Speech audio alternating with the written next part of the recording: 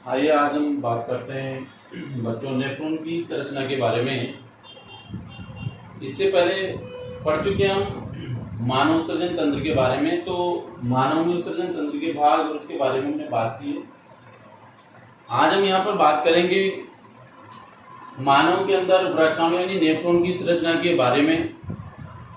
तो देखिए नेफ्रॉन की संरचना में कौन कौन से भाग होते हैं। यूं तो देखा जाए तो इसमें बोमेन संपुट और वृक्क नलिकाएं होती है जो सम्मिलित रूप से शरीर में बनी हुई अपशिष्ट पदार्थ को शरीर से बाहर मूत्र के रूप में निकालने का कार्य करती है।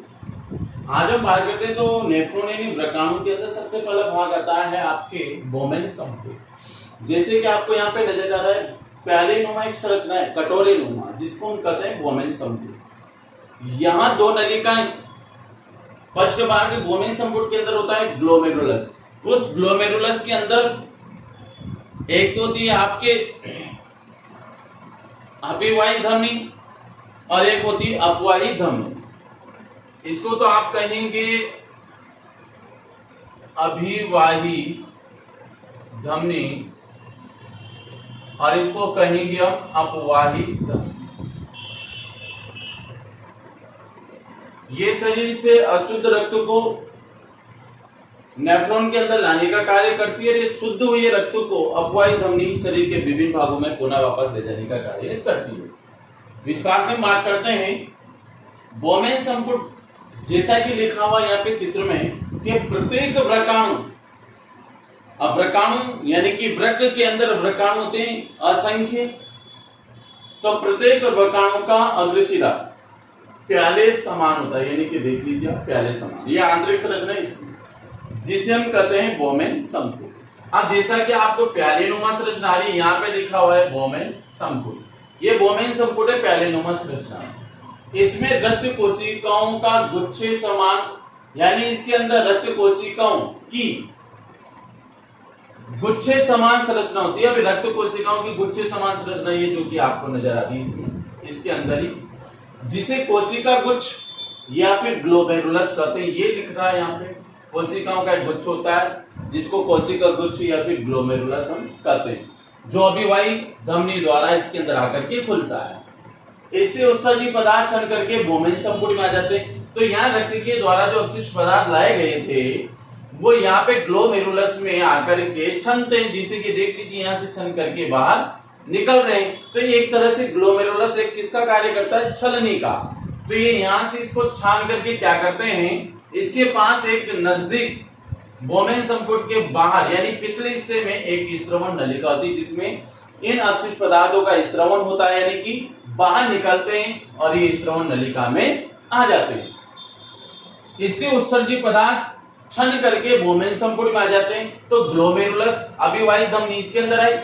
अभिवाही धमनी में रक्त कोशिकाएं थी, रक्त कोशिकाओं के अंदर रक्त था, रक्त के अंदर अपशिष्ट पदार्थ थे, वो इस ग्लोमेरुलस यानी छलनी के समान ग्लोमेरुलस से छन करके बोमेन संपुट के अंदर आ जाता है। बोमेन संपुट से फिर ये स्त्रवण नलिका में आ जाता है। अब देखिए इसके बाद नंबर 2 वृक्क नलिका। अब इसके बाद देखिए यहाँ बोमेन संपुट के जस्ट निचले वाला पूरा हिस्सा जो है इसको हम कहेंगे वृक्क नलिका, यानी वृक्क से निकली हुई नलिका। बोमेन संपुट से नीचे की ओर निकली नलिका होती है, ये निकलती है नलिका, जिसका आपको चित्र में स्पष्टीकरण हो रहा है, जिसका दूसरा हिस्सा संग्रह नलिका से जुड़ा हुआ है। अब देखिए नलिका जो निकली हुई इसका दूसरा हिस्सा, ये लास्ट वाला जो हिस्सा है ये प्रथम हिस्सा और ये द्वितीय हिस्सा जो संग्रह नलिका से जुड़ा हुआ है। ये यहाँ से चल रही है नलिका, यहाँ से होती हुई यहाँ पर चली गई, तो संग्रह नलिका से इसका दूसरा हिस्सा जुड़ा हुआ है। मध्य भाग में घेनली यानी यू आकृति का जो हिस्सा है इस नलिका का, वृक्क नलिका का, तो ये वो यू आकार का जो हिस्सा है इसको हम क्या कहेंगे, हेनली लूप कहते हैं। यहाँ पे लिखा हुआ है कि इसका हेनली लूप होता है मध्य भाग। इसमें पुनः अवशोषण की क्रिया होती है, जैसे कि यहाँ से जो अपशिष्ट पदार्थ स्त्रवण नलिका से होता हुआ आपके समीपस्थ एक यहाँ मुड़ी हुई एक संरचना होती है जिसको हम क्या कहेंगे, समीपस्थ नलिका। यहाँ से ये अपशिष्ट पदार्थ यहाँ से होता हुआ कहाँ जाता है, संग्रह नलिका में। संग्रह नलिका का जो पथ मार्ग है यानी जो रास्ता है वो संकरा होता है, इसलिए यहाँ पर अपशिष्ट में कुछ हमारे पोषक जो तत्व होते हैं जैसे ग्लूकोज है, लवण है, अमीनो अम्ल है, वो कुछ पदार्थों का यहाँ हेनली लूप वाले भाग में फिर इस अपशिष्ट पदार्थ के द्वारा या हेनली लूप द्वारा अपशिष्ट पदार्थ का अवशोषण कर उन पोषक तत्वों को तो अवशोषित कर लिया जाता है और फिर अपशिष्ट को यहाँ से फिर आगे की ओर भेज दिया जाता है। तो यहाँ पे कुछ पुनःअवशोषण की क्रिया इस अपशिष्ट की कहां पर होती है? हेनली लूप के अंदर होती है। तो आपको मैं दोबारा दोहराऊं, यहां से अभिवाही धमनी द्वारा कोशिका बोमेन संपुट के अंदर ये आकर धमनी खुलती है। इस धमनी के अंदर कोशिकाओं का जाल होता है जिसे कोशिका गुच्छ या ग्लोमेरुलस कहते हैं। इसमें से रक्त छन करके अपशिष्ट पदार्थ यहाँ से आगे स्राव नलिका से होता हुआ समीपस्थ नलिका में आता है। समीपस्थ नलिका से होता हुआ हेनली लूप में इस अपशिष्ट पदार्थ का पुनः अवशोषण कर लिया जाता है। यहाँ से होता हुआ रक्त फिर किसमें जाता है? संग्रह नलिका में चला जाता है। आगे देखिए, जो मूत्र निर्माण है वो 3 चरणों में होता है। एक तो होता है निस्पंदन, निस्पंदन का मतलब होता है छनना। दूसरा है पुनः अवशोषण, यानी कि अपशिष्ट के अंदर जितने भी पौष्टिक तत्व थे उनका अवशोषण कर लिया जाता है। और फिर होता है स्त्रवण, स्त्रवण का मतलब इनका निकलना है, छलना। तो देखिए, रक्त वृक्क धमनी द्वारा लाया जाता है। ये रही जिसको हम अभिवाही धमनी कहेंगे, लाया जाता है जिसमें अपशिष्ट पदार्थ होते हैं, इसके द्वारा लाया गया। इसके अंदर रक्त के अंदर क्या थे? अपशिष्ट पदार्थ थे जिन्हें अभिवाही धमनी द्वारा बोमेन संपुट के अंदर लाया जाता है। यहाँ पर बोमेन संपुट के अंदर लाया जा रहा है अपशिष्ट को अभिवाही धमनी द्वारा, यानी जिसको हम रक्त धमनी भी या रक्त वृक्क धमनी भी कहेंगे। अभिवाही धमनी अपशिष्ट पदार्थ को बोमेन संपुट के अंदर लाती है। इसके बाद जहां रक्त का निस्पंदन का कार्य पूर्ण किया जाता है, निस्पंदन का मतलब मैंने बताया था, यहाँ पे छानने का कार्य संपन्न किया जाता है। जहां रक्त का निस्पंदन का कार्य पूर्ण हो जाता है, उसके बाद यहाँ पर ग्लूकोज, लवण, अमीनो अम्ल आदि निस्पंदित होकर, निस्पंदित का मतलब छन कर बोमेन संपुट में एकत्र हो जाते हैं। यहाँ पर एकत्र हो जाएंगे अमीनो अम्ल, लवण और यहाँ तक कि ग्लूकोज। यहाँ निस्पंदन वृक्क नलिका में से गुजरता है। निस्पंदन किससे निकलेगा? वृक्क नलिका से। अब जो अमीनो अम्ल, ग्लूकोज जो थे वो तो आपके अपवाही धमनी द्वारा कुछ तो इसके अंदर अपशिष्ट के साथ नीचे चले जाते हैं, कुछ अपवाही धमनी द्वारा रक्त शुद्ध होकर के यहाँ से अपशिष्ट तो छन जाते हैं इधर, और शुद्ध रक्त यहाँ से अपवाही धमनी द्वारा शरीर के अंदर भेज दिया जाता है। इसके बाद देखिए आप, निस्पंदित होकर यानी कि लवण, ग्लूकोज, अमीनो अम्ल आदि निस्पंदित होकर बोमेन संपुट में एकत्रित हो जाते हैं। यहाँ पर यहाँ से निस्पंदन वृक्क नलिका में से गुजरता है। ये वृक्क नलिका से निस्पंदन गुजर रहा है, यानी कि छना जो अपशिष्ट वृक्क नलिकाओं को कोशिकाओं में निस्पंदन में से ग्लूकोज, लवण, अमीनो अम्ल तथा अन्य उपयोगी पदार्थों का फिर क्या होता है? यहाँ पे जैसे हेनली लूप के अंदर फिर पुनः अवशोषण होता है, यानी कोई भी ज्यादातर पोषक तत्व हमारे शरीर से बाहर अपशिष्ट के साथ नहीं जाना चाहिए, इसलिए हेनली लूप फिर इसका पुनः अवशोषण करती है, फिर उसमें से अपशिष्ट को फिर आगे संग्रह नलिका में भेजती है। तो फिर देखिए यहाँ पे